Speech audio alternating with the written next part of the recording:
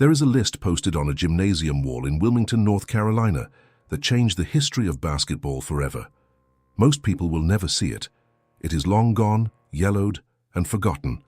But one boy stared at it for what felt like an eternity in the fall of 1978, scanning every single name, his eyes moving faster and faster down the paper, his heart hammering against his ribs. And when he reached the end of that list without finding his own name, something broke open inside him, something that would never fully close again. Before I tell you what that moment cost him and what it eventually gave the world, you need to understand the scale of what was at stake. Because the boy standing in that gymnasium hallway was not just any boy. He was Michael Jeffrey Jordan. And the list that didn't include his name was the Laney High School varsity basketball roster. The question you should be asking right now is not, how could they miss him? The question is, what happens to a person when the world tells them they are not enough, and they choose not to believe it? It was October 1978 at Emsley A. Laney High School in Wilmington, a mid-sized city on the coast of North Carolina. Michael Jordan was 15 years old, a sophomore, and basketball was not even supposed to be his primary sport. He had grown up as a baseball kid, a pitcher and center fielder, a boy who could throw a ball at a velocity that made older players stop and watch. Basketball had come to him later, organically, the way things that define you often do, not with a plan, but with a feeling. He had fallen in love with it the way you fall in love with something you are still learning, not yet knowing how deep that love would go. The tryouts for the Laney Bucks varsity squad drew roughly 50 boys to the gymnasium that week. There were 15 spots available. The team was coming off a solid playoff run the year before, which meant the returning seniors and juniors had an advantage that was nearly impossible to overcome. Michael was a sophomore, and in those days, sophomores simply did not make varsity. It was the unwritten rule of high school athletics in the South. You paid your dues, you developed, and if you were good enough, your junior year was when you arrived. Michael knew the rule, and he did not care. He had walked into that tryout believing, with the complete and irrational certainty of a 15-year-old who has never truly failed at anything he cared about, that he was good enough. He was 5 feet 10 inches tall. He still could not dunk. He was, by his own later admission, clumsy in ways he had not yet outgrown. His body was in one of those in-between stages where the talent inside him had not yet fully taken over the machinery of his limbs. He knew how to play the game. He just did not yet know how to play it at the highest level. Those are two different things, and the distance between them was the gymnasium wall with that list on it. When the coaches posted the roster, Michael walked up to read it the way everyone did, looking for his name first, the natural narcissism of hope. He did not find it on the varsity sheet. He checked again, then again. Then his eyes moved to the junior varsity list, where his name was, right where Coach Clifton Pop Herring had put it. And then, and this is the detail that carved the wound deeper than anything else, Michael saw the name of another sophomore on the varsity list, his friend, Leroy Smith. 6 feet 7, towering, the kind of height that solved problems in 1978 basketball that no amount of skill could fix. Herring had made an exception for Smith because the team needed size. He had not made the same exception for Michael. In Michael's mind, in the logic of a 15-year-old boy's heart, what this translated to was simple and devastating. My best friend was good enough, and I was not. He walked home without saying much to anyone. He went into his room and he cried. Not the quiet, dignified kind, the kind that comes from somewhere below your dignity, from the place where your real self lives before it learns how to hide. He cried the way you cry when you believe, even briefly, that you have been measured and found lacking. And in that room in Wilmington, something shifted. It was not the end of the story. It was, though no one knew it yet, the beginning of everything. His mother, Dolores Jordan, would later describe what happened next with a precision that borders on prophecy. She told him to go back to the gym and focus. She told him that if he was not getting what he wanted, there was only one thing to do: work until he was impossible to ignore. Michael Jordan took that advice and applied it with an intensity that even now seems almost alarming in a 15-year-old. He was in the gym before anyone else. He stayed after everyone left. He worked on his handles in his driveway until the skin on his palms was raw. He ran, he lifted, he grew, literally. Over the following summer, he added 4 inches to his frame, arriving at his junior year standing closer to 6'3", and the body that had been catching up to the talent inside it finally began to match what he had always believed himself to be. But here is where the story takes its first surprising turn. Because when Michael Jordan finally made the Laney varsity as a junior, the coach who put him on the squad and saw what was coming was none other than Pop Herring, the same man who had kept him off the team in the first place. Herring, who would later be criticized without mercy by fans and media who did not know the full context, recognized something rare in Michael's development. He began picking the boy up at 6 in the morning to take him to the gym for extra sessions. He worked with him personally, and Michael, who carried that original wound like a stone in his shoe, channeled it entirely into those sessions. His junior year, Michael Jordan averaged over 20 points per game for the Laney Bucks varsity squad and was instantly the best player on the team. His senior year, he averaged a near triple-double, 26 points, 11 rebounds, 10 assists, and led Laney to a 19-4 record. He was named to the McDonald's All-American game, the most prestigious high school basketball honor in the country, and he earned a scholarship to the University of North Carolina at Chapel Hill. And still, the basketball world had not fully grasped what was being built in Wilmington. That would come later. It would come in layers, each one more dramatic than the last, each one involving someone telling Michael Jordan he was not quite enough, and Michael Jordan answering in the only language he ever truly trusted. The University of North Carolina in 1981 was not a program searching for relevance. Dean Smith had built one of the most respected coaching legacies in college basketball history, a program that produced NBA players with a consistency that bordered on manufacturing.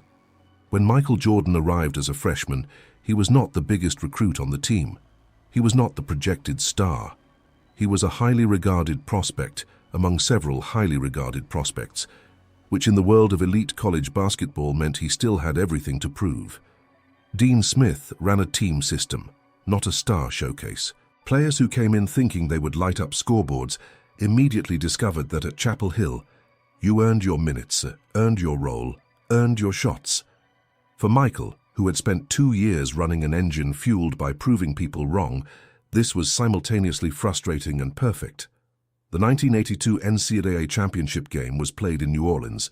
North Carolina faced Georgetown, a team anchored by a freshman center named Patrick Ewing, who was already playing like a future Hall of Famer. The game was tight, the kind of college basketball that makes old coaches pace and young fans forget to breathe. With 17 seconds remaining, North Carolina trailed Georgetown by 1 point. Dean Smith called time and drew up a play. He looked around at his players, experienced seniors, proven upperclassmen, and then he gave the final shot to his freshmen. Michael Jordan caught the ball on the left wing, pulled up, and buried the jump shot that won North Carolina the national championship. He was 19 years old. He had just made the biggest shot in his program's history, and the coaching staff and his teammates had trusted him enough with the ball to give him the chance. After the game, something happened that Michael Jordan would carry with him for the rest of his career. A reporter asked Dean Smith about the play, about giving the ball to a freshman in that situation. Smith said what he believed, that Michael had earned it.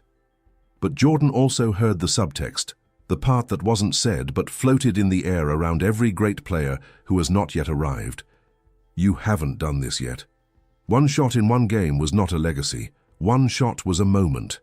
And moments, Jordan understood more than most, had to be built into something permanent before they meant anything at all. He spent 2 more years at North Carolina, and those years mattered in ways that went beyond statistics. Playing under Dean Smith meant learning how to play the right way, how to make the extra pass, how to move without the ball, how to trust the system, even when the system sometimes asked you to hold back a brilliance that wanted to burst through every possession. Some players chafed under Smith's structure. Jordan absorbed it. He understood instinctively that the discipline he was developing would serve him later.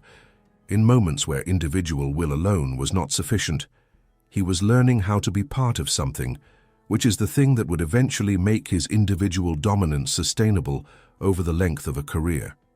His sophomore season, 1982 to 1983, Jordan averaged 20 points per game and established himself as one of the elite players in college basketball.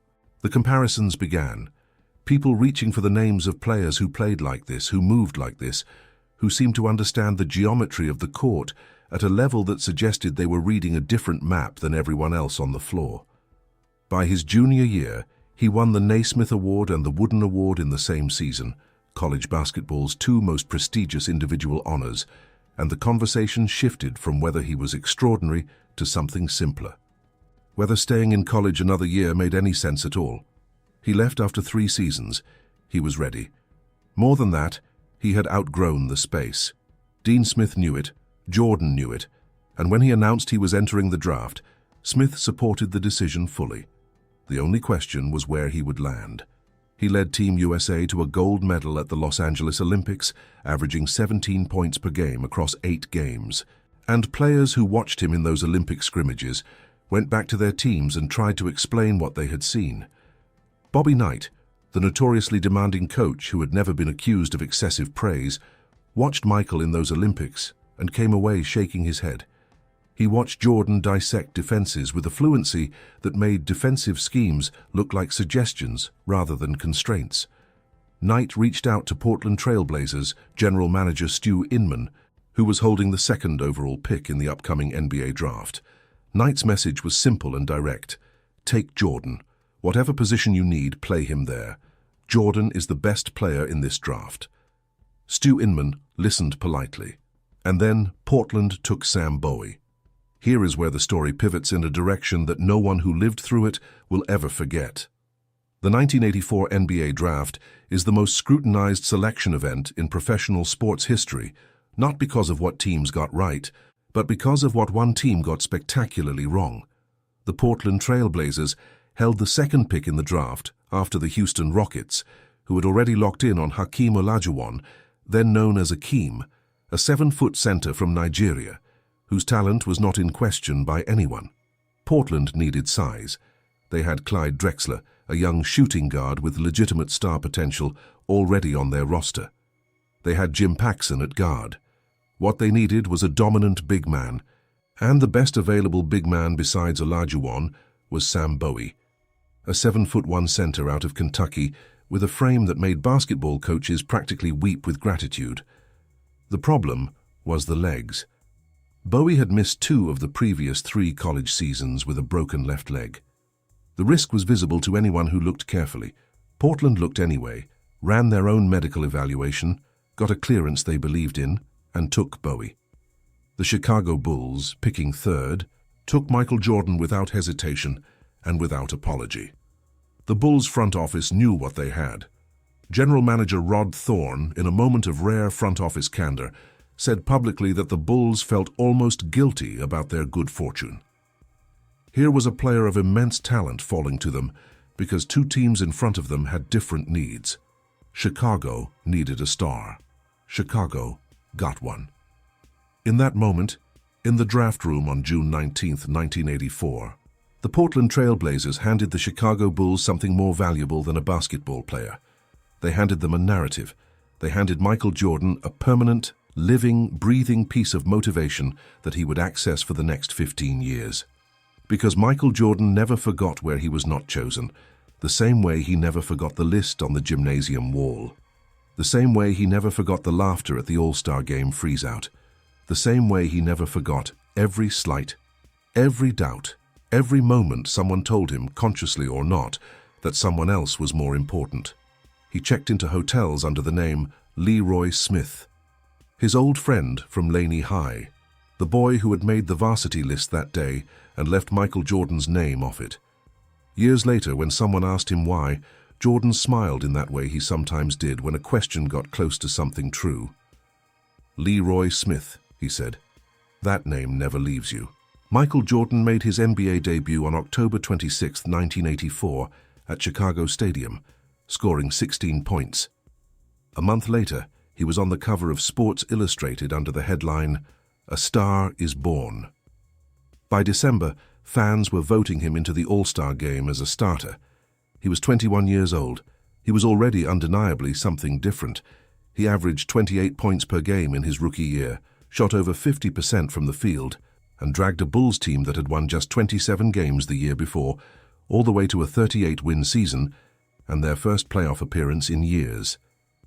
In those early months in Chicago, the city fell in love with him in the way cities fall in love with athletes who seem to carry something beyond skill, a quality of attention, of presence, that makes the mundane feel important and the important feel sacred. He played with his tongue out, a habit he had developed in childhood. Unconsciously, when his focus peaked, he wore red and black Air Jordans that Nike had designed specifically for him, shoes that violated the NBA's uniform policy so aggressively that the league fined him $5,000 every game he wore them.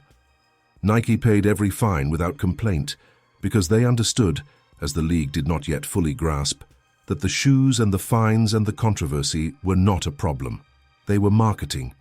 They were the beginning of something that would eventually make Michael Jordan not just the most recognizable athlete on earth, but a commercial entity unlike anything the world of sports had previously produced. The slam dunk contest at the 1985 All-Star Weekend gave the general public its first crystallized image of what Jordan could do when the specific architecture of a basketball game was set aside and pure expression was permitted. He ran from the opposite free throw line and elevated and stayed elevated, suspended in the moment between takeoff and landing for a duration that seemed to violate the terms of physics, and the arena erupted with the specific sound of collective witness, the sound of people realizing they are watching something they will describe for the rest of their lives.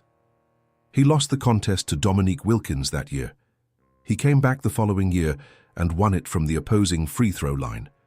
The ball cradled in one hand, the dunk clean and definitive, and followed by the kind of silence that means the crowd has temporarily forgotten to make noise. Both moments became iconic. Both became permanent. But then came the All-Star Game itself, and the story the freeze-out tells is as revealing about the NBA of that era as anything that happened on the court. Word filtered out before the game that several veteran players, reportedly led by Isaiah Thomas, had agreed to limit their passes to Jordan, to keep the ball out of his hands, to deny the rookie the stage and the highlights that the stage generated. The reasons were complex, a mixture of competitive protectiveness, territorial instinct, and the specific friction that arises when an older generation feels the ground shifting beneath their status. Jordan played the game, got few touches, and afterward said nothing publicly that was small or petty.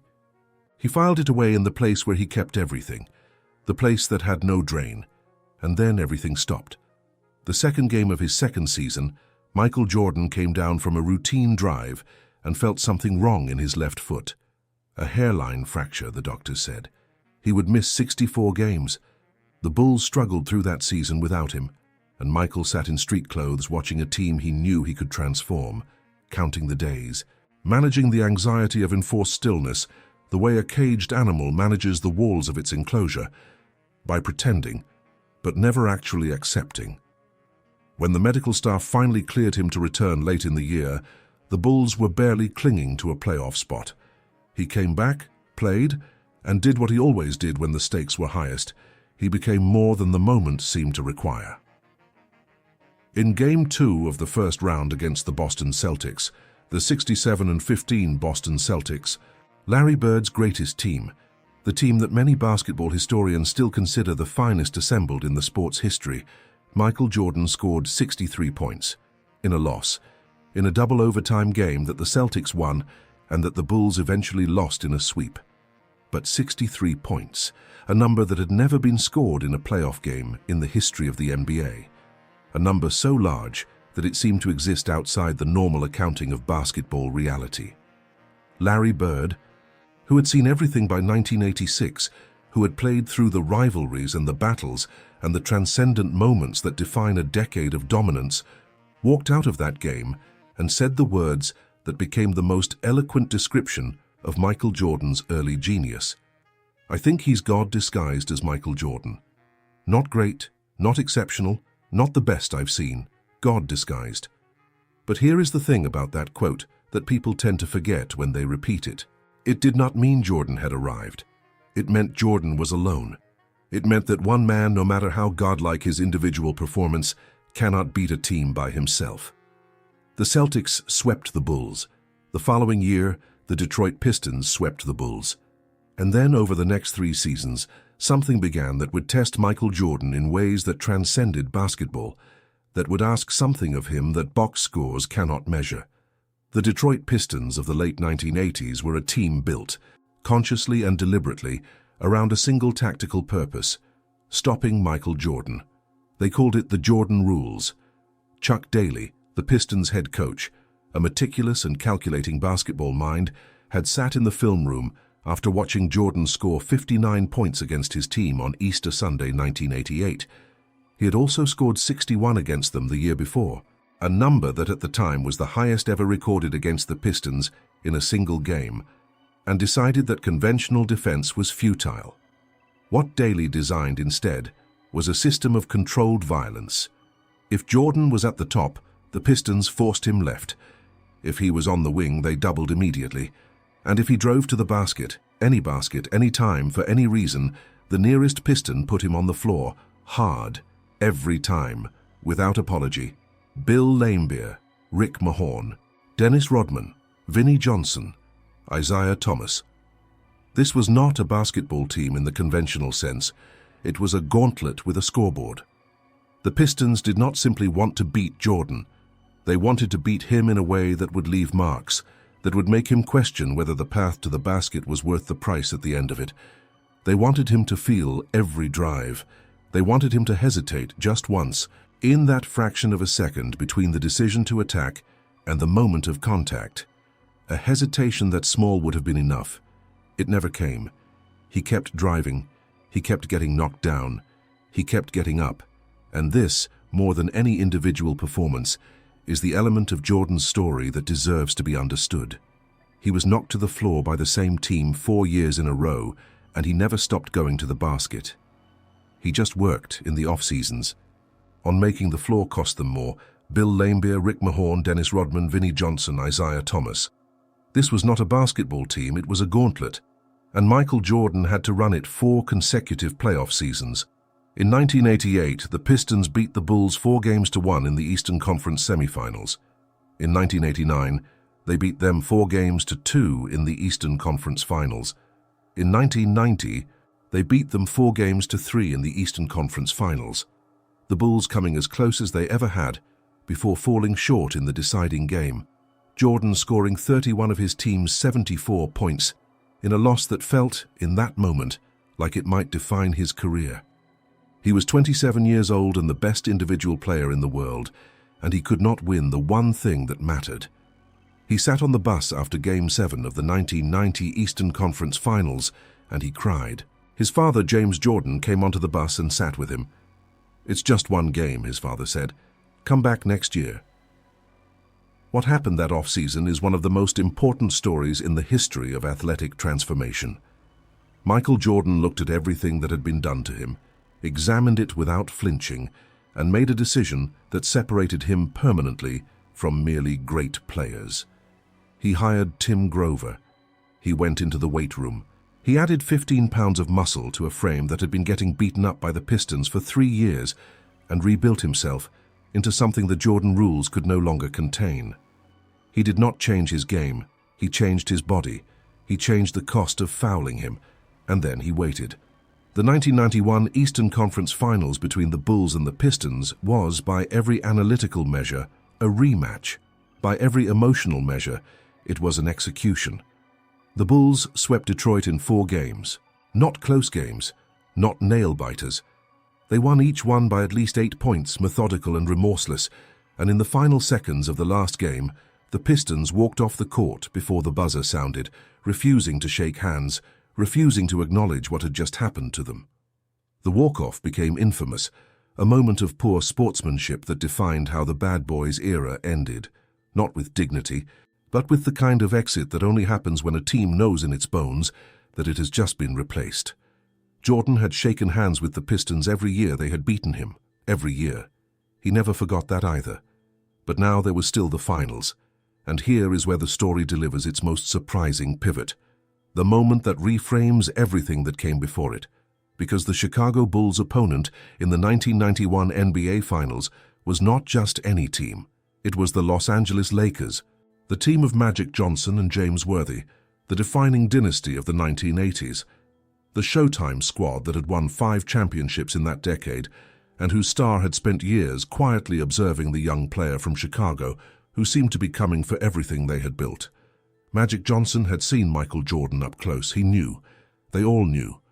But the Lakers still had the experience, still had the championship pedigree, and the prevailing belief as the series began was that Jordan could not, cross this final threshold in his first finals appearance. The Lakers won Game 1, a tight game, 93-91, the kind of game that suggests the series will be long and physical and close. Jordan watched the film after that loss and said something to his teammates that night that captured everything about who he had become. They played their best, and we played terribly, and we almost won anyway. That is all we needed to know. The Bulls took Game 2 by 21 points. They won Game 3 in Los Angeles in overtime. They took Game 4. And then in Game 5, with the Lakers fighting for survival and the crowd at the Forum electric with the possibility that Showtime was not finished, Michael Jordan made a move that Magic Johnson later described as the exact moment he understood the torch was being passed. Jordan came up the right side of the lane, elevated, had his tongue out the way he always did in those suspended seconds above the rim, and then, mid-air, with the help of what seemed like a private negotiation with gravity, he switched the ball from his right hand to his left and laid it up and in. The Forum went quiet the way large spaces go quiet only when something extraordinary has just happened. Magic Johnson turned to his teammates on the bench and said, "That's it. It's his time now." The Bulls won the game. They won the series in 5. Michael Jordan wrapped his arms around the Larry O'Brien trophy in the locker room, and he cried. He cried the way he had cried in his bedroom in Wilmington in 1978, but this time the sound had a different quality, relief, pure and overwhelming, the release of 7 years of pressure that had been building since his first day in the league. Magic Johnson found him in the hallway between the locker rooms. Jordan saw him and put his arms out and pulled Magic close and just stood there crying. Magic held him and said something only the two of them know in full.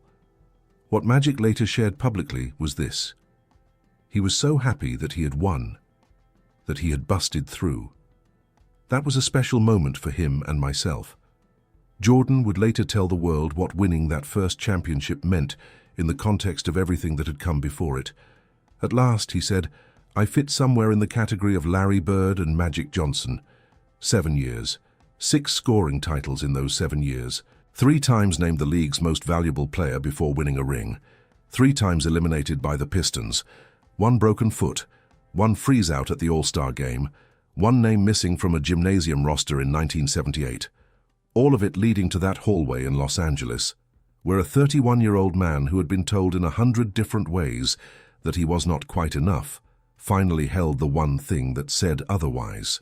And if you watch the footage of that moment, Jordan kneeling on the floor of the locker room, the trophy in his arms, the tears falling in a way that suggested they had been waiting 7 years for permission, you see something more than an athlete celebrating. You see the specific face of a person whose private conviction has finally been confirmed by public reality.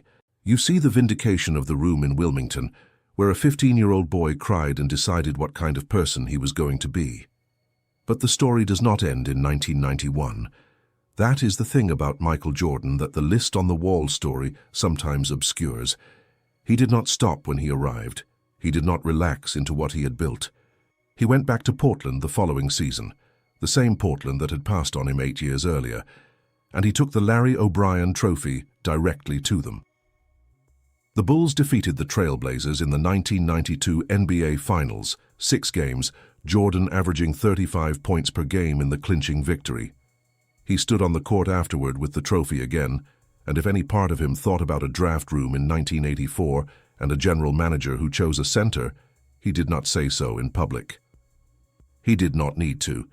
The scoreboard had already said it.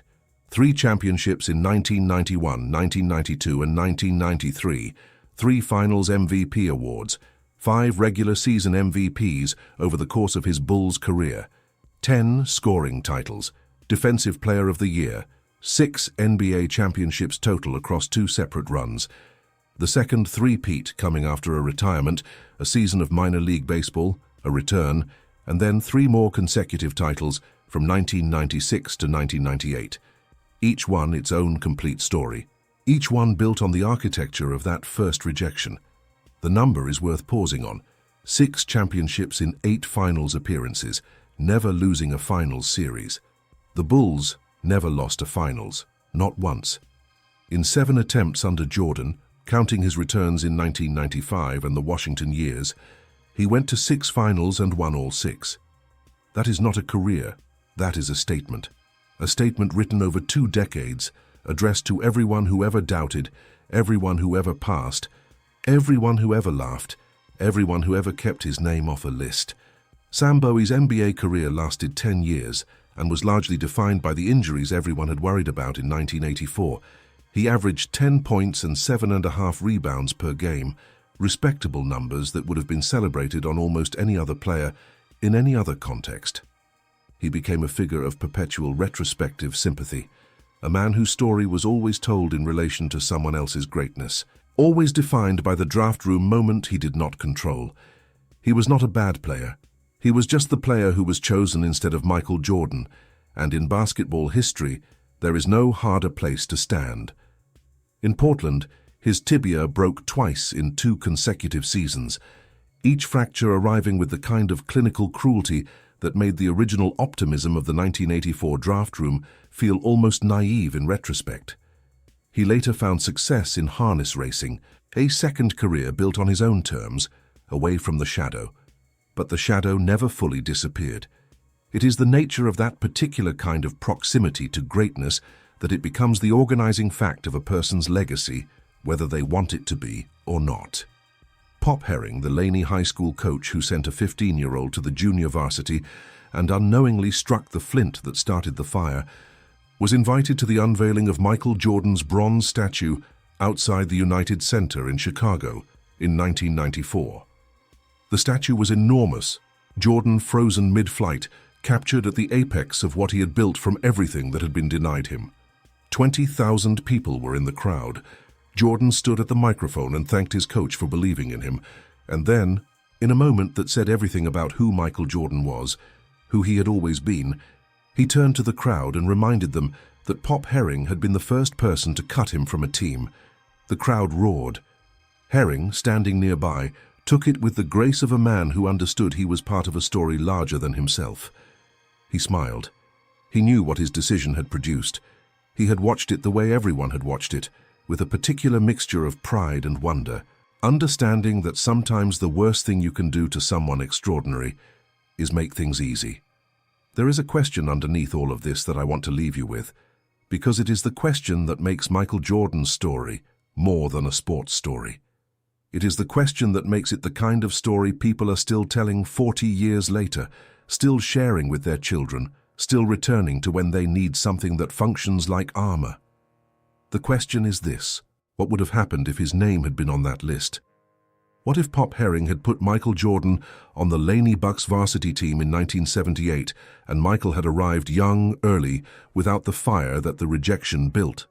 What if Portland had taken him second in 1984, given him a team that was already built around Clyde Drexler, made his path to greatness smooth and unobstructed? What if the Pistons had never built the Jordan rules, had never forced him into the weight room, had never showed him the version of himself that could absorb punishment and keep coming? Would the championships have followed? Would the drive have been the same? Would there have been 6 rings, 6 finals MVPs, a bronze statue, and a hallway moment where the greatest player of one era put his arms around the greatest player of the era before, and both of them knew exactly what had just changed? There is no certain answer to that question. But here is what is certain. Michael Jordan, the actual Michael Jordan who exists in history, was built by the things that went wrong. He was built by the list that did not include his name, by the draft pick that chose someone else, by the Pistons who put him on the floor 3 years in a row, by the isolation of a player so talented that his teammates sometimes chose not to pass him the ball rather than share a moment they could not equal. He was built by being told he was not enough so many times that he developed an immunity to the idea, and then turned that immunity into the most ferocious competitive engine the sport has ever seen. And here is the part that the numbers and the championships and the statues cannot fully capture. This is not a story about basketball. It is a story about what you do with the lists that don't include your name. Everyone has a list. Everyone has a moment when the thing they wanted most was given to someone else, when they stood in a hallway and scanned for themselves and came up empty. What separates the people who become extraordinary is not that they felt nothing in that moment. It is that they went home, closed the door, cried in private, and then decided, not loudly, not in a speech, not with a press conference, but in the quiet interior where real decisions are made, that the list was wrong. And that they were going to spend everything they had proving it. Michael Jordan spent 45 years proving it. He is still proving it. Every time someone watches the 1991 finals and sees that switch from right hand to left mid-air, every time someone reads that Larry Bird said God was disguised in the body of a basketball player, every time a 15-year-old stands in a gym hallway and does not find their name on the list they expected to be on, the lesson is there. It does not require a narrator.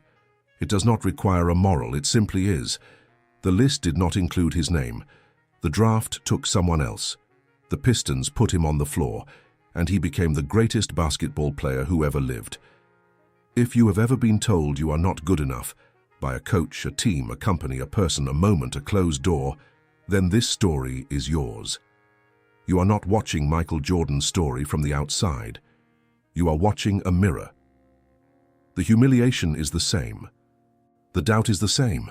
The room you go home to and close the door in is the same. What you do in that room, what you decide in the silence after the door shuts, is the only question that matters. Michael Jordan answered that question on a junior varsity basketball court in North Carolina in 1978. He kept answering it for 25 years. He never stopped. Neither should you. If this story reached something in you, if it reminded you of a list that didn't include your name, a door that closed before you could walk through it, a moment when the world told you no and you had to find a reason to believe in yourself anyway, leave a comment below. Tell us your version of the list on the gymnasium wall, because those stories deserve to be told, and the people who have lived them deserve to hear that they are not alone. Subscribe to this channel if you want more stories like this one. Stories about the moments of rejection that became the foundation of greatness. Stories about the people the world underestimated, and what they built from that underestimation. We tell the stories the box scores leave out, the rooms that no one filmed, the decisions made in silence, the fires lit by the people who thought they were extinguishing something. Michael Jordan is not just the greatest basketball player who ever lived. He is proof that what tries to break you can, if you are willing to do the work, become the exact material from which you build everything else. The list on the gymnasium wall in Wilmington, North Carolina, in October 1978, did not include Michael Jordan's name. Everything that followed is the answer he gave. And the NBA, the world, everyone who ever doubted him, they learned the lesson. You cannot keep the right person off the right list forever. Eventually, the greatest players make their own.